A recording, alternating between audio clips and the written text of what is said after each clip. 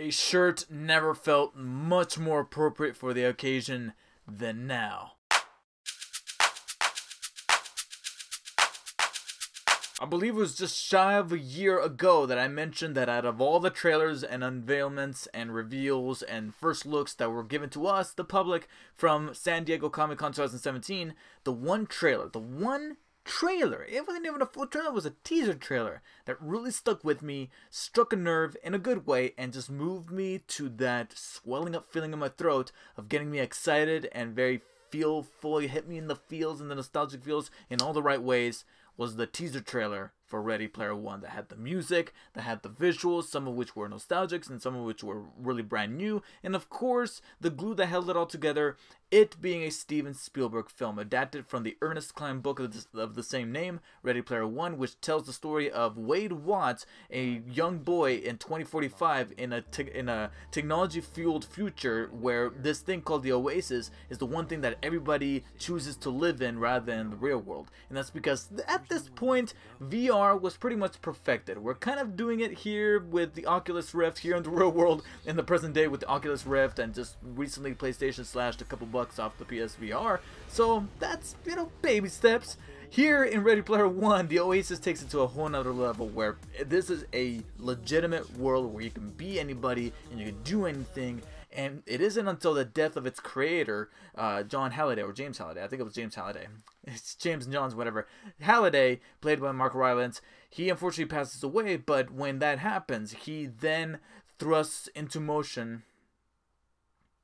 That sounded dirtier mentioning it rather than how it sounded in my head. He creates this Easter egg hunt where whoever wins this hunt, this game, gets to control the Oasis and inherits the entire fortune that's kind of developed from this entire IP. The tricky thing is, though, is that it's one thing for a book to take so many references and to kind of piece them all together, and at the same time being able to give a very unlimited story, because it's a book. It could be as long as it needs to and jam as many references as it needs to and be able to really give you a little bit of the work for you to do in your mind because of how imaginative it could be. And I'm imagining it that the book is able to do that on all cylinders, because I will confess I have not read the book, but after watching the movie, that's not going to be derailed whatsoever. I will love to read the book. I even told my girlfriend, like, hey, if you ever want to get me the book for like a birthday gift or whatever, please be down to do it, because I will definitely set some time aside from traditional video games to read a book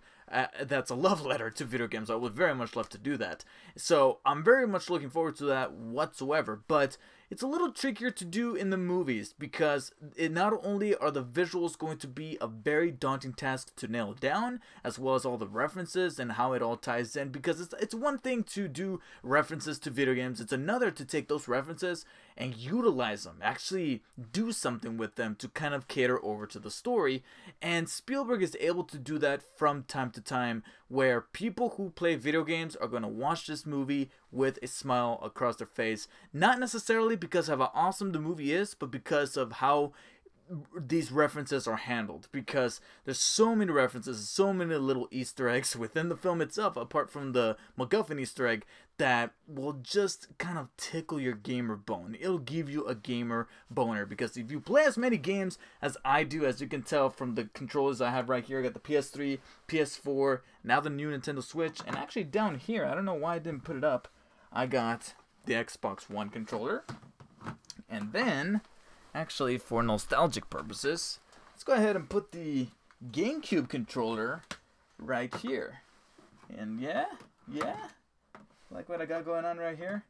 And I gotta be honest, I did have the N64 controller at one point, but I lost it. I honestly don't know where it's at. I feel kind of bad about that. But I have other consoles, the NES, the N64, and then what you see before here, so you can tell that I'm a gamer. And whenever I was able to notice the reference in the corner of my eye, and not just for video games, but also for just other pop culture icons like Uh, I can't even mention them because part of the fun of this movie is going through each scene that takes place in the Oasis and picking apart where certain things are and be like, oh, it's that, oh, it's that, it's that. Because trust me, there's many more references than what you saw in the trailer. You saw some bits in the trailer that are both nostalgic and old school, and then some more recent ones, like you saw in the trailer. You do see a glimpse of Tracer there from Overwatch recently, and that's kind of put into the movie somewhat, but there's so much else in between that Spielberg and also whoever the production designer is, whoever was able to handle the licensing issues, were able to jam pack into this movie. It's just a shame that that's one of the caveats that come with adapting this book into a movie, is that it's one thing to mention by name something in the book without ever stepping on any legal toes. It's another to take that complete likeness and be able to work it into the movie. Because, let's just say, you're not going to see any Marvel characters in this movie, considering that this is a Warner Brothers film. Warner Brothers owns DC, that will therefore result in a conflict of interest. And it's a shame, because it would be awesome to see so many other characters, so many different properties kind of come together, especially because of how this film handles its climax. You wish you can have that eyegasm, and because of the licensing issues, there's going to be some restrictions. So that was the only thing that kind of made me go, oh, you could have pushed it for more. But I'm glad to see that Spielberg was able to handle the references really well, and be also to really utilize them in a way that caters the story. Because Wade Watts, every time he jumps into the Oasis, it's just a visual marvel. I was really skeptical that it was going to take me out, because it was going to have that Avatar effect where everything is just so CG'd out that I'm like, well, this kind of, it's pretty much a cartoon. But here, there was just something about it that was handled really, really well, that I was fearing as the film progressed, at least a third of the way through. I was getting this rousing fear that the movie was going to pull a bait switch and then put us into the real world of this really, for lack of a better term, boring place called the Stacks in Columbus, Ohio in 2045, that Wade often reminds us is just not as fun as what you can exactly do in the Oasis.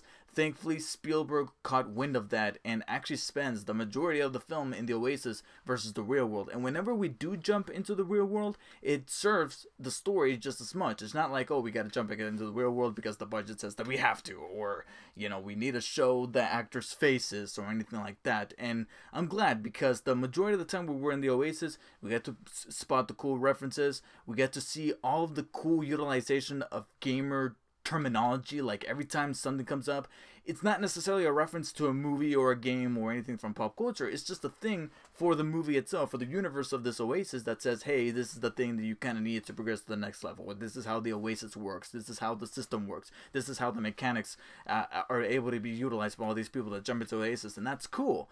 And what's kind of a backhanded compliment is that the characters that you spend with in the Oasis are, quite frankly, much more interesting than any human character that you spend with in the real world.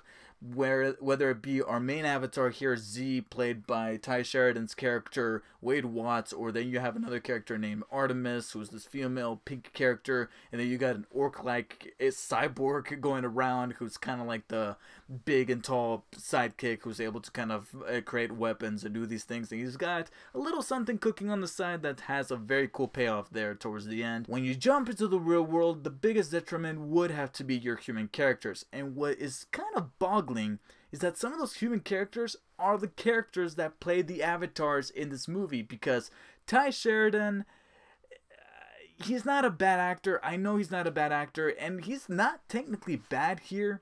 I just feel like he was very one note. He's got one mode per se.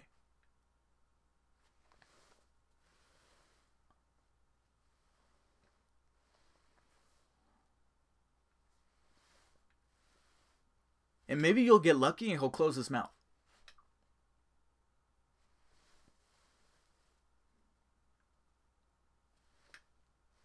Yeah, his avatar simply just manages to show way more emotion. So whenever he's voicing that avatar and I see him interact with all the other characters here in the Oasis, that's what hooked me. Not so much Ty Sheridan, because whenever we jump into the real world, he just serves as a little bit of a cipher for us, the audience. He connects us to the world to the point where he's just flat out narrating almost through the entire movie and just explains, again, how the mechanics and how things work and the history behind the Oasis and the creator and how he's able to make up the rules and break the rules and all that stuff.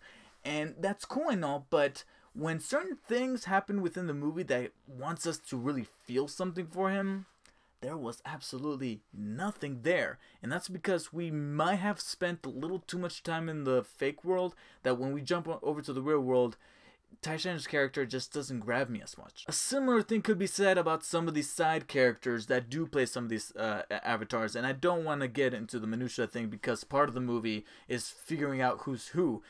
But it was a similar thing where some of the acting wasn't terrible, but it was a little like, okay, you know, like I feel like the performance of the CG character was a fraction better than the real actor you got to play this. It's a really mind-boggling thing. Save for a few. I want to say Olivia Cooke, the female lead in this movie, was really damn good. In fact, there was a little quality to her that managed to tie in very well. It was actually perfect casting because the whole time I was thinking to myself, this Olivia Cooke actress, she feels like she could bounce off of a John Hughes movie, which is often referenced in this movie, and it's cool because I can see her jumping from that universe onto this. And then you had a couple of other actors like Simon Pegg and Mark Rylance, who play the creators of this Oasis, who you see in certain sequences that, again, I don't want to get into too much detail because it's kind of spoilery, but they do a very good job, although I don't know why Simon Pegg has the American accent, but I guess it was in the book.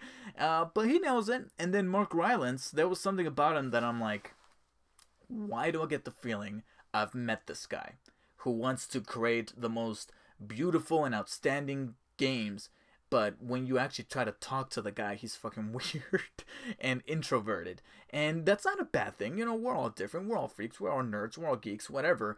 But he just for a 50-year-old actor who's been in the likes of like Bridge of Spies, who he won the Oscar for, and just recently Dunkirk, seeing him here and really nail that, I don't know, it's really weird. I wish I could have a conversation with him and be like, did you play games in your past? But even if you're in a Steven Spielberg movie, Ben Mendelsohn cannot get out of being typecasted as the suit-wearing corporate bad guy.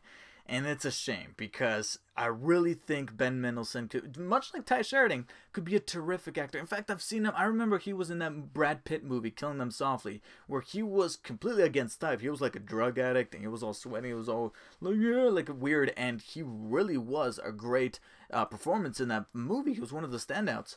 But ever since then, Rogue One, Dark Knight Rises, this, and a couple of other films, he's been doing the same guy. I really want to see him divert into different stuff. Now, there was a level of that happening here where he was a little less serious than he was in previous roles of this archetype, where he had his funny moments, he had his slight moments of loosening up just slightly, but that doesn't get him out of that being that typical character that I'm like, okay, well, pull out your gun, throw in your intimidations because I know you're going to do it. And quite frankly, I don't know if this is a good thing or a bad thing, but as the movie ended, I felt to myself, this was a really well-made, well-put-together film. There was nothing about it that really stood out to me as a Steven Spielberg film. But I remember Spielberg going on record saying that every time he directs a movie, he tries to direct it a completely different way than the movie that he did prior. He tries to look at it from a different angle, from a different perspective. So if that's the case, then maybe he did his job right. Because at the end of this, it felt like a different director handled it, while at the same time managing to handle what works about this movie, which is that, yeah, the Oasis and everything that happens in there, from the imaginative visuals to the way it works with its mythology and with its set of rules and how the mechanics work, is much more interesting than anything that you got going on in the real world. So we're going to spend the majority of the time there. So about 70% of the movie takes place in that world, and it's just so imaginative, and it handles so many good things with its video game aspect. I just wish that we did have a slightly deeper resonance going on emotionally, because again, whenever something tried to pull at the heartstrings, it just kind of came short. It's like it aimed for the heartstrings and then it just failed and it got a game over. But I was able to be moved as a gamer, not so much as a moviegoer, but as a gamer. It made me thankful that I stuck with video games, and I didn't I'm sorry, but I did not listen to my mom when she told me to go to bed, and I kept playing. and I love you, baby, but there's moments where I got to play my games. There's moments where I got to play my games because games were that escapism. And this movie acknowledges that escapism is good in moderation. It's good that you don't lose yourself or become addicted, but it's good to have this world that really fuels creativity and fuels passion, because at the end of it, that's why we're in this business. And this movie manages to deliver that message by the end, where I'm like, yes, I am very much thankful for every developer who has crunched that blood, sweat, and tears, hasn't, been home in days, because they were working passionately on that thing that they love, which is that game that they've been wanting to make. And we here are more than happy to be picking up a controller and playing it and spending that hard-earned cash and spending those hours that we could have been spending on anything else, and we decided to play our game. And this movie fully acknowledges that as a love letter to that creative style of making content and bringing it to life, and I'm thankful for that. So I'm going to be giving Ready Player One a very solid 8 out of 10. But I will get tremendously pissed off if they do not decide to make a sequel and not call it Ready Player 2. Come on, it writes itself. Ready Player... Probably should I mention that? Trademarking it. Alright. Spielberg just called out Carl's Jr. for making those burgers named after him. He said, cease desist. I'm seizing and desisting yo ass, Spielberg, for copying my idea to call the sequel Ready Player 2. Alright? Unless I get to direct it. You let me direct that? That'll be fine. Anyways, that does it for me. Thank you guys so much for watching. Please let me know in the comments below. Have you guys seen Ready Player 1? And if you have, please post in the comments what were some of you guys' favorite moments without being too spoilery. How many Easter eggs did you manage to catch in the background? Do you think that this movie warrants a second viewing? Me personally, I would rather wait until I catch it on YouTube when they make that compilation, because you know it's coming, of all the Easter eggs that people managed to spot in the film, and then I'll catch it then. But for the time being, I'm more than happy to not only pick up the book and give it a good read and see what exactly did I miss that didn't make it into the final cut of the film, and more importantly, I'm going to continue to play video games. Also, if you guys are hardcore gamers, a question for you guys to answer in the comments. What are you currently playing right now? Whatever you're stuck on, or whatever it is that you're trying to get out of your backlog, post it in the comments below, and make sure you support the video by hitting the like and share button, and subscribe for more reviews coming very soon. Until next time, guys, I'll see you all later. This debuted back in 2003 when it was becoming really hot with the whole intellectual property of not just Spider-Man, but pretty much anything that's Marvel related, for a very key demographic centered around young teens. And what better network to put this thing on than on the network that is very much aimed at young teens, MTV. Best dressed? Please, the girls got hips like snack trays.